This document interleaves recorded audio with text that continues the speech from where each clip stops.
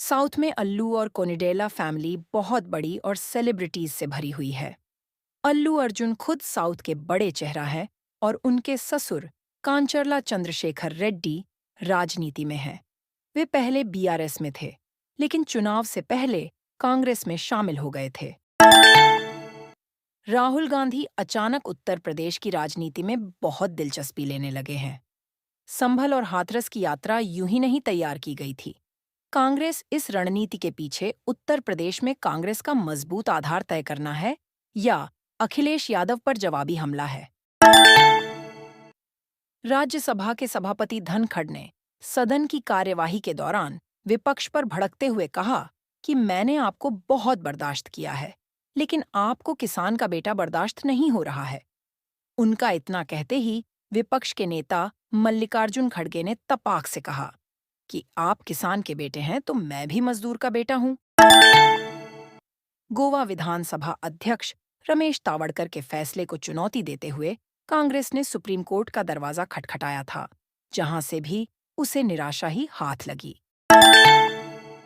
8 नवंबर को तेजस्वी सूर्या ने अपने सोशल मीडिया प्लेटफॉर्म एक्स पर एक पोस्ट में दावा किया था कि हावेरी जिले के किसान रुद्रप्पा बालिकाई ने अपनी जमीन पर वक्फ बोर्ड के कब्जे के बाद आत्महत्या कर ली। हालांकि बाद में उन्होंने यह पोस्ट हटा दिया था। इंदौर शहर को भिक्षुक मुक्त करने के अभियान के तहत लगातार कार्रवाई की जा रही है। इसी कड़ी में एक महिला भिखारी की साड़ी के भीतर छुपाकर रखे गए 75,000 से ज्यादा की रकम बरामद की गई है। अखिलेश यादव ने केंद्र सरकार पर निशाना साधते हुए कहा कि आज देश की सीमाएं सुरक्षित नहीं हैं। उन्होंने यह भी कहा कि लद्दाख में भारत सीमा से पीछे हटा है। मुंबई इंडियंस ने आईपीएल 2025 मेगा ऑक्शन खत्म होने के बाद अपने कोचिंग स्टाफ में इंग्लैंड टीम के पूर्व फील्डिंग कोच कार्ल हॉपकिंस को नियुक्त किया है। आईपीएल 2024 सीजन के बाद से मुंबई इंडियंस के कोचिंग स्टाफ में लगातार बड़े बदलाव देखने को मिल रहे हैं। हमने जनता से पूछा था कि क्या अरविंद केजरीवाल की महिला सम्मान योजना आम आदमी पार्टी को फायदा पहुंचाएगी, और उनके सामने हाँ, नहीं और कह नहीं सकते के रूप में 3 विकल्प रखे। कैग ने बताया कि स्कूल शिक्षा और साक्षरता विभाग के पास प्राइवेट स्कूलों द्वारा एकत्र की जाने वाली फीस पर नजर रखने का कोई तरीका नहीं है। निगरानी की इस कमी के कारण फीस नियमों का पालन नहीं हुआ। प्रधानमंत्री नरेंद्र मोदी आज प्रयागराज के संगम तट पर पूजा अर्चना करेंगे।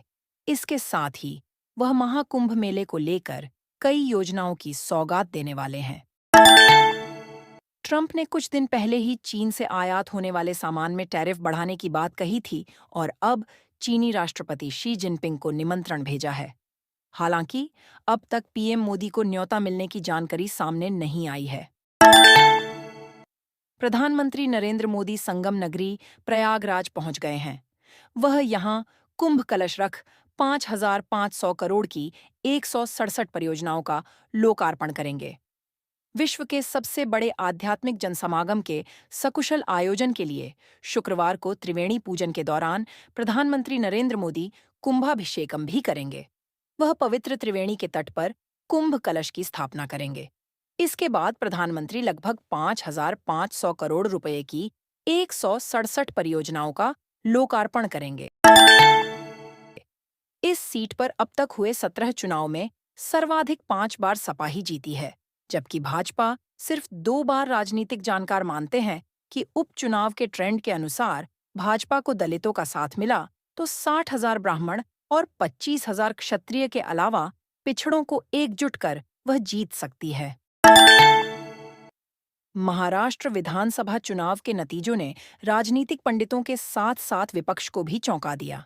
शिवसेना अध्यक्ष उद्धव ठाकरे ने परिणामों पर हैरानी जताते हुए कहा कि यह सिर्फ एक लहर नहीं थी, सुनामी थी। हालांकि उन्होंने ईवीएम पर भी संदेह जताते हुए कहा कि शायद यह ईवीएम की जीत है।